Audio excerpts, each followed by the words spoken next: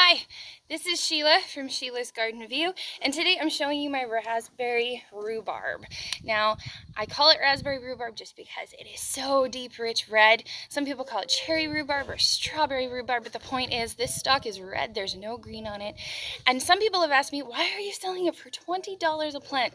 And the reason being is because the root is huge. It was pulled out of a huge 30-year mature, really heirloom kind of rhubarb. This rhubarb means business. Its job is for making pies and tarts and jams and jellies, and it will start suckering within just a few days of you putting it in your garden.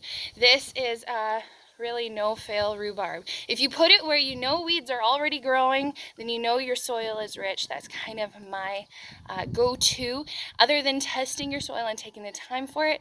But rhubarb is really one of those hardy things. It's got these big leaves. It likes to get quite a bit of sunshine. Don't just stick it in a shady corner because it wants that sun. And it is thirsty because it is producing those very, very juicy stalks.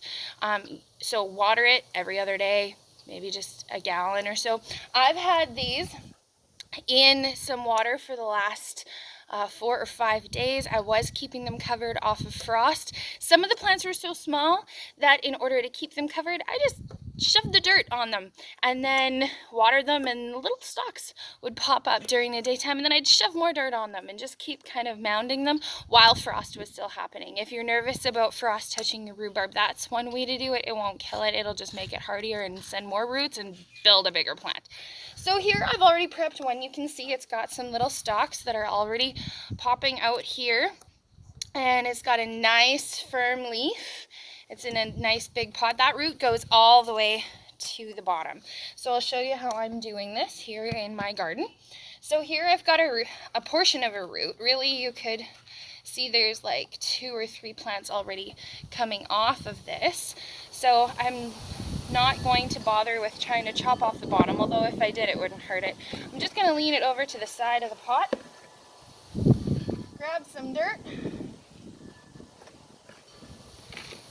put it in there. Now this is a topsoil potting mix sheep manure blend. That's usually the best that you're going to have for your garden. It's got some fertilizer in there.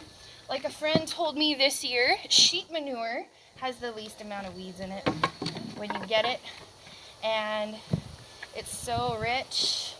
Those silly little sheep do us gardeners well. If you're looking for some sheep manure, let me know. I might have some contact for you about where you could find some.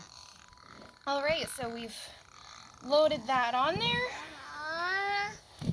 This is ready for my customer Marion tonight. I'll put some water in it, and this is how it's coming to you.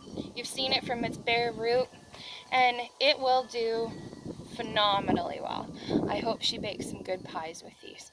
All right, take care, and happy gardening.